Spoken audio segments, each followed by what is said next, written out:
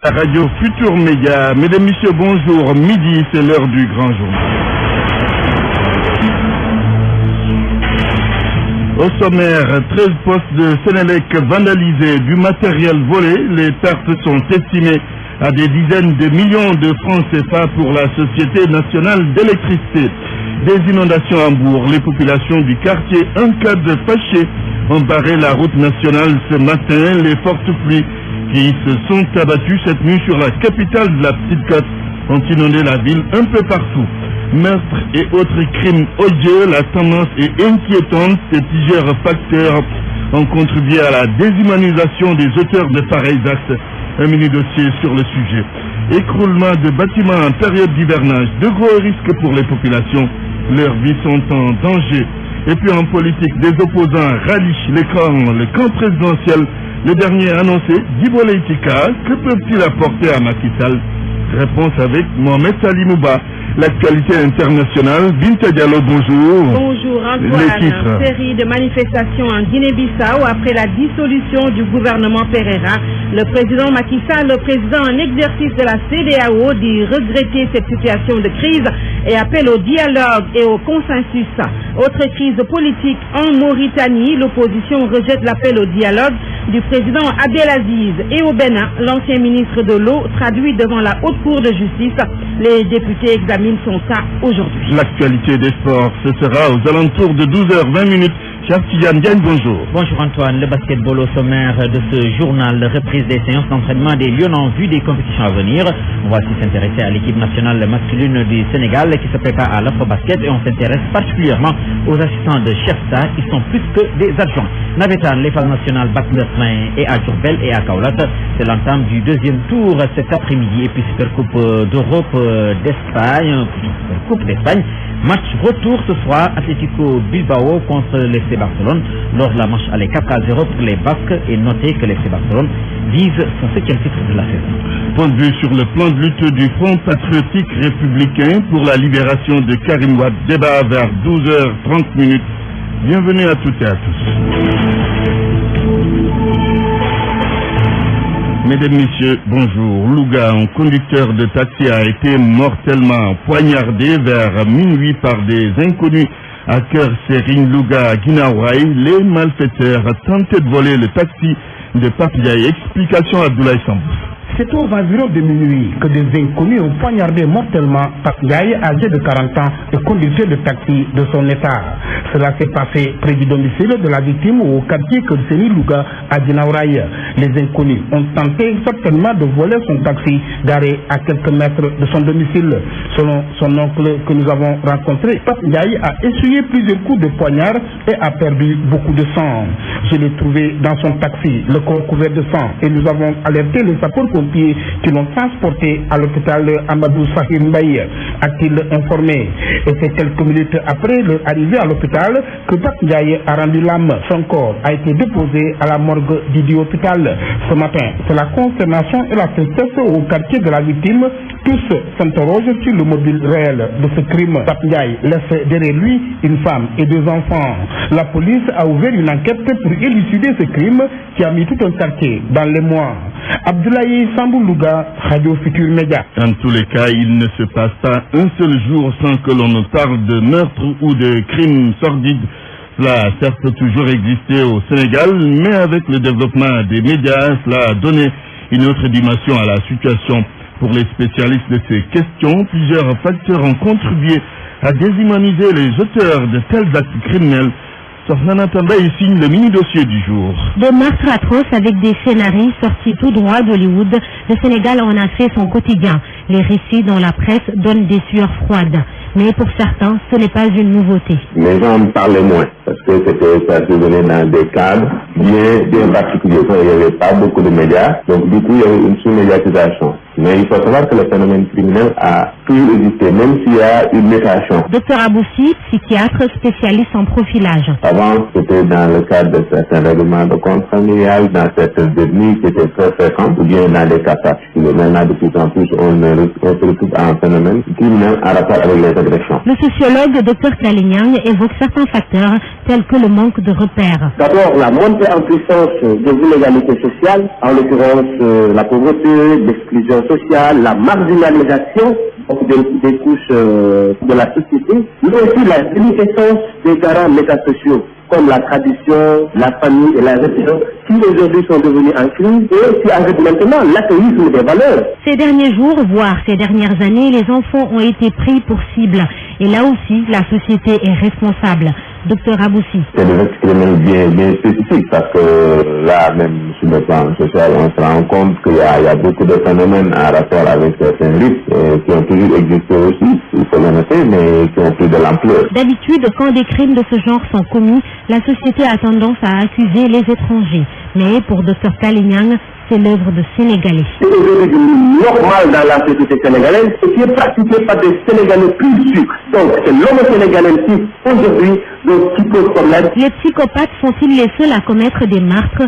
Des criminels peuvent bien cacher leur jeu et se fondent d'après nos spécialistes. Ils finissent par perdre leur part d'humanité. Il est 12h06, vous suivez le grand journal. RFM, fréquence de modulation 94.0, la radio en puissance. La Sénélec a subi de grosses pertes matérielles qui se chiffrent à des dizaines et dizaines de millions de francs CFA. 13 de ces postes à Bel-Air, Colobane et ailleurs dans la capitale ont été vandalisés. Cela va retarder sans doute le projet visant à améliorer la qualité du service de Sénélec. Mantouré est allé constater les dégâts. Jamais voleur n'a été aussi performant au Sénégal. Ce n'est point des bijoux qu'ils ont dérobés ou des boutiques qu'ils ont braquées. Cette fois, la barre est élevée très haut. Ce sont 13 postes de la Sénélec qui ont été vandalisés. Les cambrioleurs s'y sont introduits, ils ont tout pris. Et pour narguer, ce qui ne peut être emporté a été détruit. Choqué, outré, dépassé, Djibi Diagne, chef de projet à la direction de l'équipement de la Sénélec. Le souffle coupé explique. Durant le week-end dernier, il y avait 13 postes qui ont été vandalisés. Dans ces postes-là, les gens ils sont passés derrière les postes à travers les grilles d'aération. Ils sont rentrés, ils ont pratiquement tout cassé, ils ont enlevé tout ce qui est câble et accessoires. Donc pratiquement les postes ne sont plus utilisables. Le coût de chaque poste est de 25 millions de francs CFA, fois 13, 325 millions de perdus. Pour une Sénélec qui suffoque, qui patauge, qui s'électrocute presque. 25 millions, c'est-à-dire c'est le poste simplement. C'est le poste simplement. Le transport, la main d'œuvre, tout ça là, il faut encore payer. Il faut encore payer, voilà. Donc déjà ce préjudice que ça va causer au niveau des populations, parce qu'ils vont encore rester des mois pour améliorer un peu leur qualité de service. Ce sont des voleurs aguerris qui ont bien préparé leur coup parce que maîtrisant bien les lieux, d'une dangerosité à vous envoyer 6 pieds sur terre. Apparemment, oui. C'est comme si quelqu'un connaît bien les postes. Bien sûr, c'est dangereux parce que heureusement que ces postes sont en projet, ils viennent d'être installés, ils ne sont pas encore mis en service. Rentrer dans un poste mis en service, ils seront électrocutés, ça c'est sûr. Ce sont les postes pour le moment découverts parce que peut-être il y en a d'autres. Mantouré, la ville de Mbour est inondée par les fortes pluies enregistrées cette nuit dans le quartier Ankad. Les populations fâchées ont barré ce matin la route nationale. Le point de la situation avec vous, Abdou Diouf Junior. Les populations de Ankad déversent leur colère dans les eaux. Des inondations jamais enregistrées dans ce quartier. Les jeunes ont donc barré la route nationale pour manifester leur mécontentement. La circulation est bloquée pendant plusieurs heures. Les fortes pluies de cette nuit ont entièrement inondé Mbour. Le centre-ville est difficile d'accès. Des routes et des rues entières sont impraticables ce matin. Des maisons, des mosquées envahies par les eaux. Entre la station mobile et l'hôtel de ville, il est impossible de se mouvoir. Au marché central, les flaques d'eau mêlées au sable argileux et aux ordures offrent un décor spectaculaire. Les automobilistes sont obligés de suivre plusieurs déviations pour joindre deux points proches, une situation désolante et décevante. Pourtant, la mairie avait entamé des travaux tout au début de l'hivernage, mais les premières pluies avaient englouti les ouvrages. Les techniciens étaient obligés d'abandonner les travaux. Des caniveaux dans lesquels un talibé a failli se noyer récemment. De fortes pluies dans les prochaines heures pourrait précipiter la ville dans le chaos. Abdou Diouf Junior Mbour, Radio Futur Média. Mbour, la capitale de la Petite Côte, bien arrosée après l'écroulement de la dalle d'un immeuble, ayant fait un mort à Guédiawaye. Nous nous intéressons à ces immeubles dans la capitale qui présentent des risques énormes. Le danger est bien présent et souvent ce sont des dégâts matériels importants, sinon des pertes en vies humaines. C'est un reportage de Awacham. Un groupe d'hommes discute de prendre ses arachides en attendant que le thé soit servi. Tout semble paisible dans cette maison en baraque, mais la sécurité préoccupe Abdou Faye, surtout en cette période d'hivernage. Pour lui, difficile de maintenir sa maison en bon état si les moyens manquent. Quand on n'a pas les moyens, on ne peut pas prendre les précautions qu'on veut. Il y a ta chambre qui coule après la pluie. Tu n'as pas d'argent pour payer des bâches ou bien des ardoises. Tu ne peux pas quitter chez toi pour aller payer des loyers. Médina, dans une rue jamais sèche. Avec une nappe d'eau peu profonde, les murs des maisons sont humides, fissurés ou érodés. Dans le domicile de Fatou Bintou, quelques flaques d'eau, des bâtiments délabrés et désertés. Pour autant, cette dame se dit prévenante. Ici, il y a de l'eau dans toutes les maisons, même après l'hivernage. C'est une zone où, à 7 mètres seulement, vous pouvez avoir de l'eau. Il faut dire qu'avec la pluie, la situation devient plus compliquée. Nous prenons les devants en démolissant les bâtiments qui menacent de s'écrouler. Abdou dans sa baraque, Fatou Bintou dans son bâtiment assis sur le lot, partagent le même sentiment. Ils n'ont guère l'esprit tranquille. Tout le temps, tu regardes s'il y a de l'eau qui pénètre, essaye de mettre quelque chose pour arrêter l'eau ou bien pour dévier l'eau. Tu n'as pas l'esprit tranquille. Vraiment, nous n'avons pas l'esprit tranquille. Nous avons vu les dégâts que les vieux bâtiments causent. La sécurité des habitations, véritable problème que l'hivernage dévoile souvent avec des accidents récurrents. Des incidents qui causent le plus souvent mort d'homme. À Ouacham, beaucoup de lampadaires sont aujourd'hui détériorés. Les boîtiers ou couvercles sont volés. Les fils sont exposés à l'air avec la saison des pluies. Les risques d'électrocution sont sans doute énormes. Les populations déplorent cette situation où les voleurs sont impunis. Nafissa Toussila signe le reportage. Vous allez l'entendre tout de suite. Niaritali, Fas, Grand Dakar, Corniche Ouest, entre autres zones où les lampadaires sont presque en mauvais état. Pour la plupart, les boîtiers sont retirés et les fils pendent au dehors, source d'insécurité, surtout avec la saison des pluies. Massar Sall, résident des HLM Fas. Tous les lampadaires sont détruits dans beaucoup de quartiers. Et c'est pareil à Thiès. Vraiment, il y a une insécurité totale. Sur le canal de Fas, c'est aussi le cas. Tidiane Ba est technicien de surface. Il est hors de question pour lui que ces éléments s'approchent de ces lampadaires en ce moment. En venant ce matin avec mes éléments qui prenaient les ordures, je dis que sans matériel de protection, donc vraiment il y a beaucoup de risques. Il ne faut pas quand même s'aventurer à faire certaines choses. Il faut limiter des fois les dégâts en ne pas prendre des risques pour rien du tout. Ou bien même dans les ordures de ne pas prendre n'importe quoi. Si ce n'est pas les couvercles des boîtiers, ce sont les poteaux eux-mêmes qui sont détruits. Et les auteurs restent impunis. Quand maintenant ces gens-là sont attrapés, mais 2 à 3 jours tu les revois encore dans la rue. C'est des gens qui sont là pour les revendre. Et ça, ce n'est pas bien. Ça, ce n'est pas bien. Donc il faut que les autorités, les cultures locales, particulièrement les mairies, les autorités étatiques prennent des dispositions pour que de tels cas ne se reproduisent plus. C'est des problèmes. Les voleurs ne sont même pas conscients des risques qu'ils peuvent encourir. Et ce sont ceux qui volent les couvercles des égouts qui font ça. Et on ne les plie jamais. C'est pas normal. Le suivi et l'entretien de ces lampadaires d'éclairage public incombent aux collectivités locales qui, souvent, peinent même à payer leurs factures d'électricité. Autre chose, les travailleurs du centre de santé de Cambérène ont entamé une grève illimitée aujourd'hui. Ils réclament le paiement de leur salaire du mois de juillet. Un retard de salaire dû, selon eux, à l'acte 3 de la décentralisation. Ces travailleurs entendent poursuivre leur mouvement d'humeur jusqu'au paiement de leur salaire. Awassar parle au nom du personnel du centre de santé de Cambérène. Elle est au téléphone d'El Hadj Roudienne. Aujourd'hui, c'est le 17. On n'a pas perçu notre salaire parce que la commune de Cambérène n'a pas de ressources. Et le maire n'a pas fait d'effort pour nous faciliter notre travail. Nous avons un arriéré de salaire. qu'aujourd'hui, le 17, on n'a pas perdu le salaire.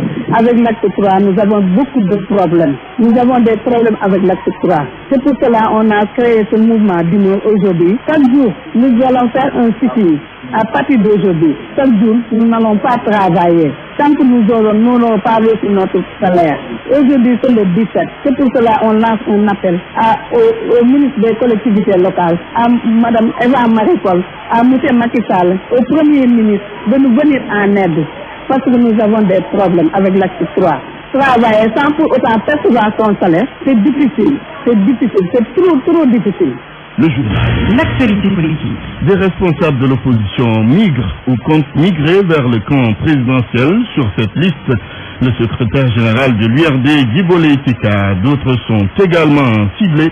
Mais qu'est-ce que tout ce beau monde peut apporter au président Macky Sall?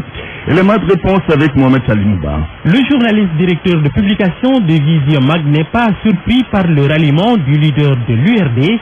En revanche, ce qu'il ne comprend pas, c'est la hargne avec laquelle le président Macky Sall courtise des personnalités politiques de la trempe de Guy Boka. Je crois qu'en termes de leadership local, le président a rarement des leaders de la dimension d'un Ali Ndiaye, qui est maître de Linguère quasiment, et qui a battu Thibault Leïtika.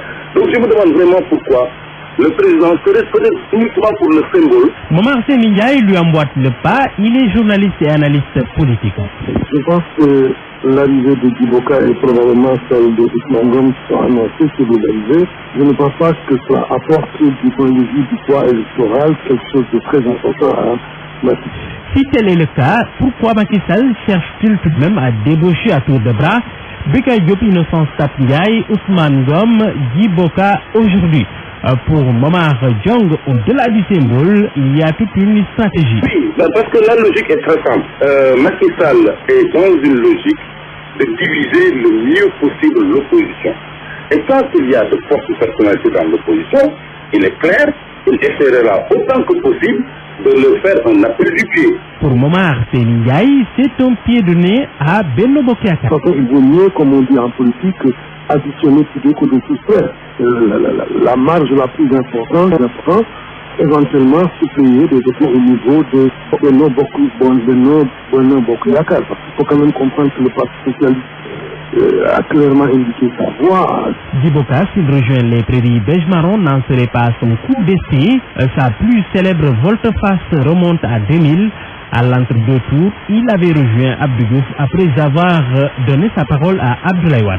L'actualité internationale. Une série de manifestations à Bissau après la dissolution du gouvernement de Pereira. Manifestation à l'appel des partisans du Premier ministre démis de ses fonctions. À partir d'aujourd'hui, des protestations sont prévues sur l'ensemble du territoire national bissau-guinéen. Nous faisons le point avec Ismaël Adramé Kodou. Les alliés de l'ancien Premier ministre bissau-guinéen, Domingos Simoes Pereira, démis de ses fonctions, et un syndicat revendique sa reconduction à son poste par le président José Mario Vaz. Pour avoir gain de cause, une série de protestations est prévue à partir de ce lundi. Le gouvernement, de son côté, est resté de marbre face à ces déclarations des partisans de Domingos Pereira. Il invite les fonctionnaires à se présenter à leur lieu de travail lundi. Le président José Mario Vaz a destitué le gouvernement de Domingos Simoes Pereira le 12 août dernier. Il a admis qu'une crise de confiance au sommet de l'État a nuit au bon fonctionnement de l'État. Le 13 août, M. Pereira a contesté ce limogeage. En se fondant sur la Constitution, il a déclaré que le poste de Premier ministre revenait au chef du parti vainqueur des législatives. Pour la reconduction de M. Pereira, ses partisans ont parcouru dimanche les rues de la capitale bissau-guinéenne. Ils ont appelé les militants et partisans à sortir massivement dans l'ordre et la discipline. Le président Macky Sall, le président en exercice de la CEDEAO, se dit préoccupé par la situation en Guinée-Bissau.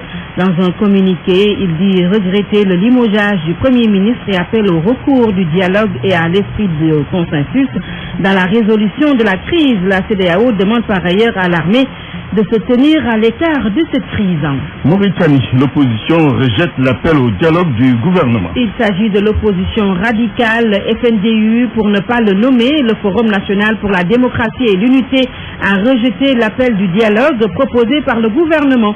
Sodacham. Le FNDU a qualifié cet appel d'absurde. L'opposition en Mauritanie dit ne pas comprendre comment le parti au pouvoir peut l'insulter et après vouloir les réunir autour d'une table. L'Union pour la République avait accusé l'opposition de mettre les bâtons dans les roues du processus du dialogue. L'opposition en Mauritanie avait refusé des pourparlers et boycotté les dernières élections présidentielles, législatives et municipales. C'est donc reparti pour un autre bras de fer entre le pouvoir et l'opposition en Mauritanie. Et pourtant, en avril dernier, les observateurs avaient dit que ce dialogue était indispensable. Le président Ould Abdelaziz a déclaré qu'il va quitter le pouvoir à la fin de son deuxième et dernier mandat en 2019.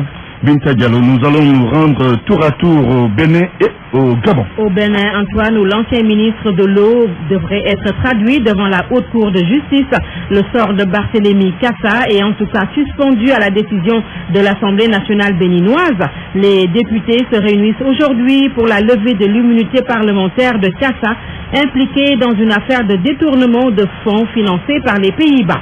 Le Gabon célèbre aujourd'hui son accession à l'indépendance, 55e anniversaire, attendu par les Gabonais le discours du chef de l'État ce soir, un discours qui traditionnellement était tenu la veille.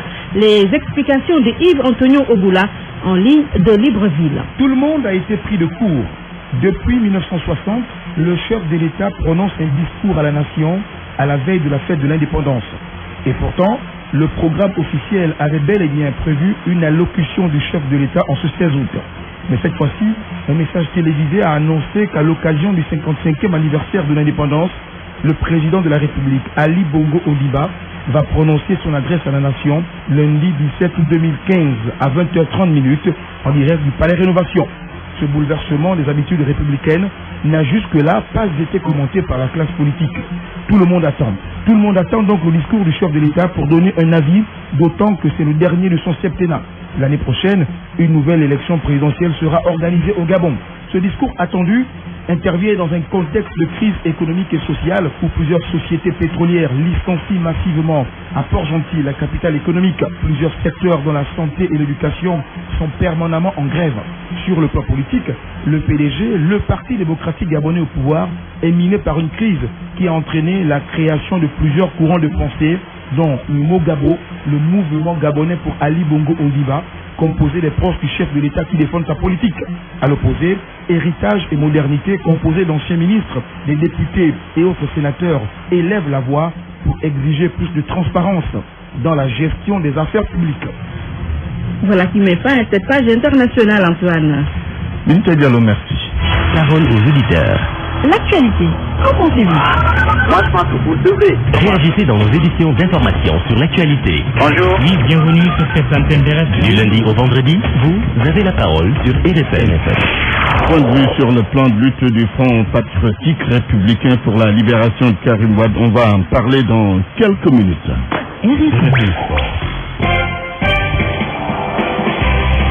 Les sports avec cher Tigane Gagne. Rebonjour cher. Bonjour Antoine Diouf. Après quelques jours de report, les Lions du basket ont repris ce matin le chemin des entraînements. C'est sous la houlette de leur entraîneur Tafa Gaye, Mamdio Diouf et compagnie préparent l'Afro-Basket et les Jeux africains. Elles sont réceptifs au discours de leur sélectionneur. Nous allons l'écouter. Tafa Gaye compte davantage mettre d'ailleurs une pression positive, dit-il. Suivons notre chemin, nous continuons. Nous allons entamer la troisième phase que nous entamons lundi. Tout soit clair, vraiment nous travaillons dans une bonne ambiance. Nous sommes dans un bon hôtel. L'équipe sont très amicales et participe. Nous avons des professionnels et nous avons des matchs amicaux qui sont bien planifiés. Je la sens de mieux en mieux, se porte de mieux en mieux. Nous sommes en train de poser les jalons. Maintenant, on verra ce que ça va donner, mais j'ai confiance. Nous avons un bon groupe, l'état présent, ce qu'il faut. Je crois que tout ça bien. Il y a de quoi espérer, mais il faut être bien parce que les autres font la même chose. Donc, on va attendre au bout pour voir ce que ça va donner. Notez que l'Afro-Basket féminin, c'est du 27 au 4 octobre au Cameroun. Les Lions partagent leur poule avec les champions titres, l'Angola, le Mozambique et le Maroc. Auparavant, les Lions se rendront à Brazzaville pour les besoins des Jeux africains. C'est du 4 au 19 septembre. En phase de groupe, le Sénégal va jouer contre le Gabon, l'Algérie, l'Afrique du Sud et l'Angola. 3 techniciens sur le banc des Lions du basketball. Un seul objectif, remporter l'Afrobasket à venir. Le titulaire Chersar et ses 2 adjoints travaillent en parfaite symbiose à cet effet. Au fait, comment font-ils le boulot? Réponse à travers ce reportage signé Sodaka. Ils sont toujours sur le banc, calmes, aux côtés de l'entraîneur titulaire, prêts à l'épauler. Ils ne sont point des figurants. Ces adjoints jouent un rôle trop important, des hommes de l'ombre. Sir Parfait Adjivon est assistant depuis 2009.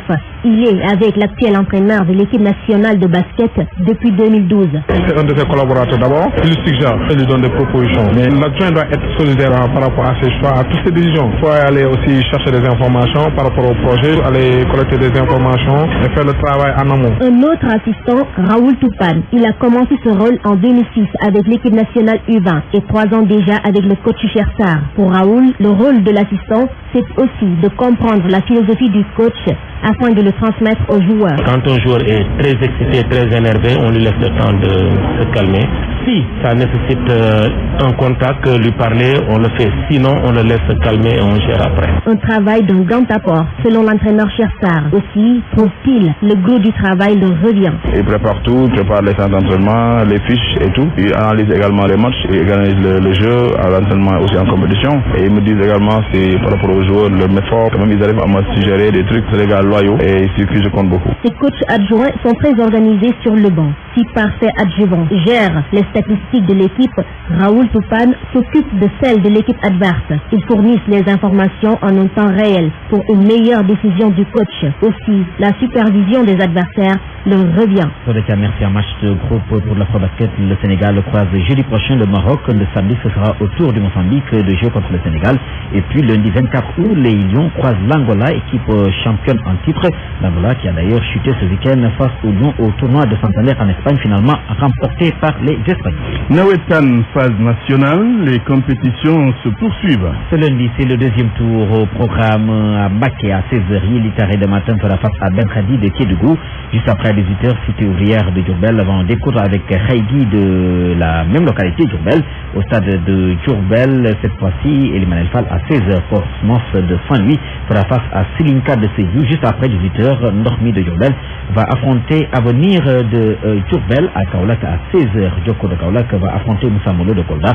Et puis juste après 18h, stade de Lamine Gueye, Dego de Kaolack va affronter Daradi de Kaffrine-Antoine. On a bouclé hier le Prestigian. Et le en titre Fragile de Kaolack a été battu 1-0 par Ersan de Thiès.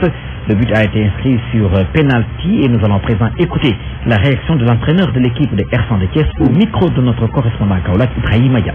C'est sur un penalty transformé par Papa Spafa Sissoko que la SC de Thiès s'est imposée devant Ifragel de Kaolack, détentrice du titre. Une victoire décrochée difficilement selon le coach thiessois. Je m'appelle Elvis Ndion, l'entraîneur de la SC. Alors c'est un match qui est un peu à la fois difficile et facile. Difficile c'est parce qu'on avait le champion et en temps on jouait chez lui. Le public était derrière lui, ils ont poussé. Nous on s'est concentré sur une seule occasion, un penalty, on a mis ça au fond, on a défendu. Le jeu n'était pas très beau, mais l'essentiel c'était d'avoir les 3 points devant l'adversaire, alors un adversaire coriace. Du côté des Ifragélois, c'est une défaite amère, mais suivant l'entraîneur Bassirou Kane, ils ont perdu dignement, d'autant penalty n'avait pas sa raison d'être. L'arbitre a voté, parce que dès les premières minutes, il a soufflé un penalty que personne ne peut comprendre. C'est ça qui a perturbé le match et on l'a perdu par 1-0. Mais l'essentiel c'était de jouer. On a joué, on a perdu dignement. Mais c'est aussi, défendre son titre c'est très difficile. Surtout chez toi, chez nous, tu vois, il y a le public, les gosses jouer avec un peu de pression, mais l'essentiel c'est qu'on doit se concentrer pour les 2 journées qui restent pour gagner et se qualifier pour les 2e tours, Inch'Allah. Après Ifragel RN, dont le match a été interrompu pendant presque une vingtaine de minutes par une coupure d'électricité, l'entente de fatigue s'est inclinée devant Melach. C'était plutôt un reportage d'Ibrahim Ayame, notre correspondant à Kaolack. Il faut noter que les choses ont démarré samedi à Baké. Ben Khadi de Kédougou a été écrasé par Tokolo de Louga, sans pitié, 5-0 Antoine. Khaïgi de Djurbel qui se débarrasse de Yelitare de Matam, de notre confrère Ali Badelian, 2-0. à Djurbel. Toujours ce samedi, Avenir de Djurbel et Cosmos de Saint-Louis c'était neutralisé 0 but partout. Même score entre Silinka de Seytou et Bourg de Djurbel. Peut-être que les spectateurs se sont ennuyés lors de ces deux rencontres puisqu'il n'y a pas eu de but. Le football, cette fois-ci sur l'international. L'FC Barcelone peut-il inverser la donne ce soir face à Atlético Bilbao? C'est là une question. C'est en finale la Supercoupe d'Europe, la Supercoupe d'Espagne, manche retour à 20h ce soir. La semaine passée, les Basques avaient humilié les Blaugrana 4-0. L'FC Barcelone vise son 7e trophée de la saison. En Angleterre, Liverpool ferme ce soir la deuxième journée du championnat. Les Reds accueillent à 19h l'un des premiers. Bournemouth, Manchester City, Leicester et Manchester United sont en tête de la première ligue. Il faut noter qu'hier, Manchester City a écrasé Chelsea de Mourinho sur la marque de 3-0. Antoine, c'est bien fini cette partie. Merci, cher Tidiane Diagne. RFM. Reportage vacances. Reportage vacances avec les élèves qui, après avoir passé 9 mois dans les salles de classe, envahissent les salles de jeu. Oui, l'heure est au divertissement. Reportage Mamoudou Amaridon. La salle de jeu est pleine, la pluie matinale n'a pas coupé le moral et la volonté de ces jeunes garçons. Le responsable de la salle de jeu délivre des tickets aux enfants. Tierno Souleymane Diallo a 14 ans, il tient entre sa main le sésame et s'en va s'asseoir devant un ordinateur. C'est quel jeu? Est-ce que tu as une fois gagné? Oui. Tu gagnes souvent? Oui. Et tu viens tous les jours ou bien? Oui. La manette est bien enveloppée par de petites mains et c'est parti pour une mission. Une mission que tu dois accomplir. Oui. Tu as payé combien pour ça? J'ai 500. 500 pendant combien de temps? 1 heure à 40. Tes parents sont au courant que tu es là? Oui. Ibrahima, lui, a 7 ans, il est en classe de CI à l'école Charles Baudelaire. Tu as eu quelle moyenne? 10. Ah, tu passes les vacances dans les salles de jeu? Vêtu d'un maillot du Borussia Dortmund, le jeune est un habitué des lieux. C'est quel jeu? C'est piaté. Tu sais jouer ce jeu? Oui. Il s'agit de quoi? C'est la mission. À côté de lui, un autre jeune garçon tient une manette qu'il manipule avec dextérité, les yeux rivés sur un petit écran. Quel âge as-tu? J'ai 12 ans. C'est quel jeu ça? GTA 5. Il s'agit de faire quoi? Il s'agit de faire des missions. Ils vont où là, ces deux? Ils sont ensemble? Oui. Après une année scolaire bien remplie, ces enfants envahissent les salles de jeu pour se faire plaisir, en quelque sorte, pour passer de bonnes vacances.